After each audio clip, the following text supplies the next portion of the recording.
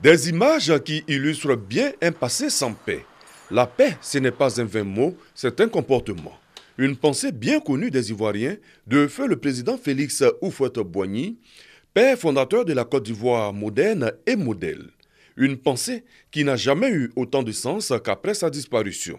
Je suis membre de CEDEAO, je suis à Boaké depuis 1977. Houphouët-Boigny parlait beaucoup sur ça. Sans la paix, il n'y a pas de développement.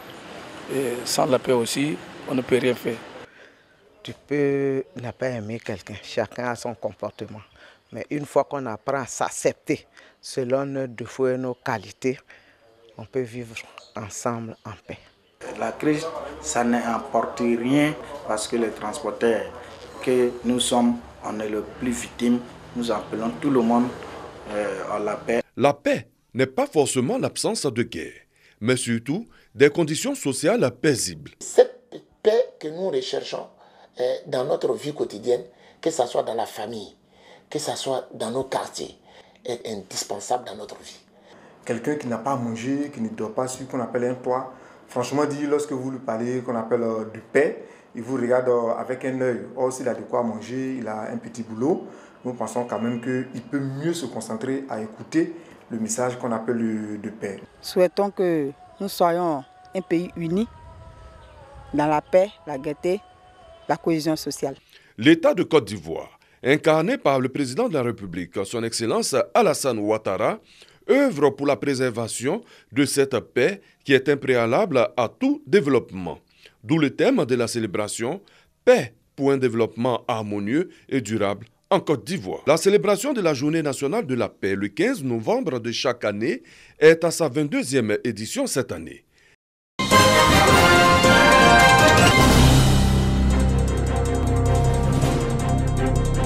Angokoun Bangbassou, localité de la sous-préfecture de Landjibono. Ici, l'école primaire publique se trouve dans une situation lamentable depuis avril 2018, secouée par une tornade. Après le passage du vent violent, l'un des deux bâtiments de l'école a vu sa toiture complètement arrachée et ses tables-bancs détruits. Dépourvu de tables-bancs, des murs lézardés et une direction abandonnée, cet établissement construit en 1977 par la population rurale présente aujourd'hui une triste image pour la sous-préfecture de Landjibono.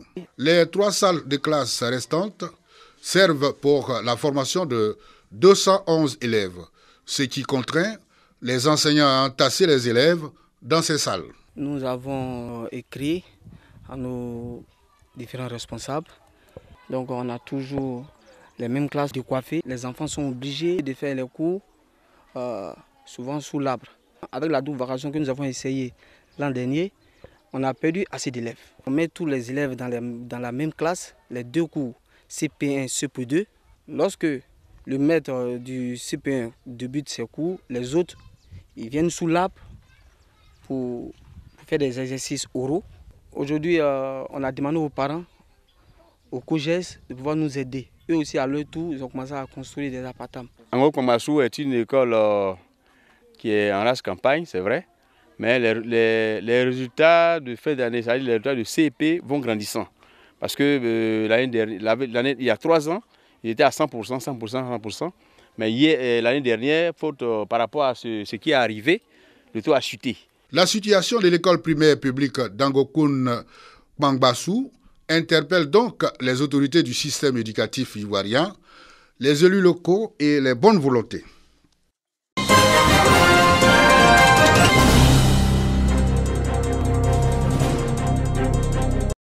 « 69 gardes pénitentiaires issus de plusieurs prisons de Côte d'Ivoire à l'école des droits de l'homme à Boaké.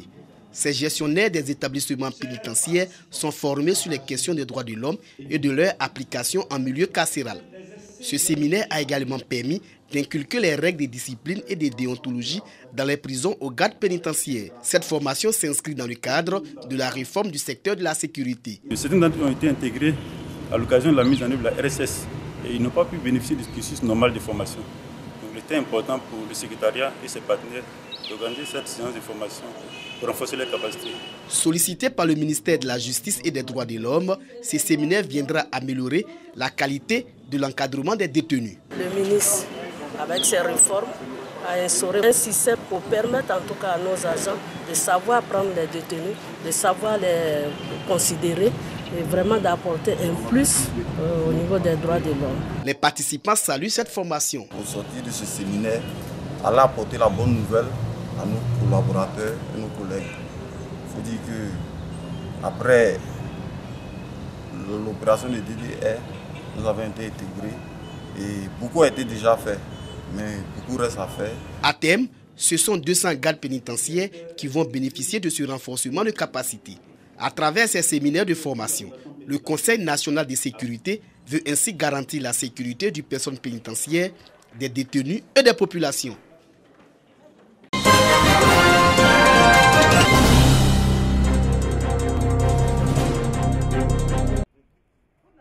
16 magistrats, substituts généraux et greffiers font leur entrée dans la salle d'audience du tribunal de Bouaké. Ils étoffent ainsi le personnel de la cour d'appel. Ces acteurs de l'appareil judiciaire ivoirien ont été présentés au cours de la rentrée solennelle de la cour d'appel de Bouaké. Cette rentrée judiciaire a permis de dresser le bilan.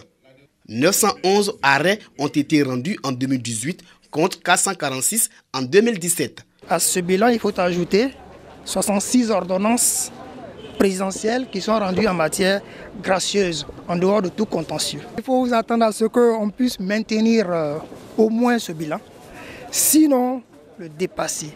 C'est vraiment notre souhait d'aller au-delà de ce que nous avons réalisé cette année. Le procureur général de la cour d'appel de Bouaké a fait un large exposé sur les dénonciations calomnieuses, un phénomène peu connu du grand public mais qui prend de l'ampleur. Seri Patrick a indiqué que les dénonciations calomnieuses sont passives de 5 ans d'emprisonnement. Cette situation tend à se généraliser.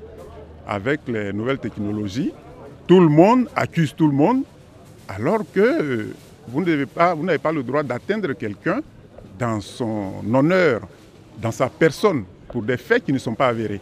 Donc c'est une balise importante que la loi a mis pour protéger le citoyen. Ce qu'il faut retenir, c'est que c'est un délit. Et il est réprimé comme tel. Vous risquez l'emprisonnement. Le premier président de la cour d'appel de Bouaké a saisi l'occasion pour féliciter ses collaborateurs pour le travail abattu en dépit des difficultés. Les rentrées judiciaires publiques visent à rapprocher la justice des populations.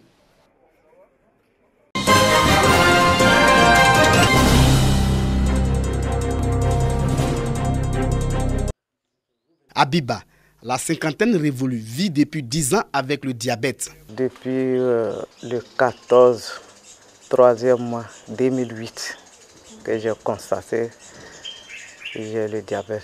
En plus de ce traitement, Abiba pratique régulièrement le sport. C'est même le secret de son embonpoint. Ce que j'ai constaté, c'est que le vrai médicament du diabète, même, c'est le sport. Parce qu'avant, j'étais vraiment grosse. Mais quand j'ai suivi les traitements, présentement, je constate même que quand je commence à prendre un peu de poids, ça commence à monter. Donc, je fais l'effort de ne même pas grossir. Maintenant, là, j'ai fait un examen de contrôle par mois. Pratique régulière du sport, un moyen pour vivre avec son diabète. Une maladie due soit à l'incapacité du pancréas à produire l'insuline en quantité, soit à l'incapacité de l'organisme à utiliser cette insuline produite par le pancréas. Le traitement de la maladie tient compte de plusieurs éléments. Il y a le traitement qui est non médicamenteux, avoir une activité physique, hygiène de vie saine, c'est-à-dire qu'il y a certains aliments qu'il sera interdit à la personne de consommer, avoir une activité physique régulière. Et en plus de cela, il y a un traitement qui est médicamenteux, par la prise d'antidiabétiques oraux ou alors par l'injection d'insuline. En Côte d'Ivoire, le diabète est un problème de santé publique. 5 personnes sur 100 font le diabète. À ces malades, un régime alimentaire particulier. Le diabétologue lui m'a dit qu'avant, les gens mouraient plus de faim que de diabète. Néanmoins, il y a des nourritures que je ne dois pas manger. Mais ce que je dois manger, d'essayer de manger, dès que je mange un peu, que je sens que je vais être rassasié, d'arrêter. Il ne faut pas que je vais être trop rassasié. Et le soir, il faut manger un peu plus tôt. Autour de 19 h, il faut manger.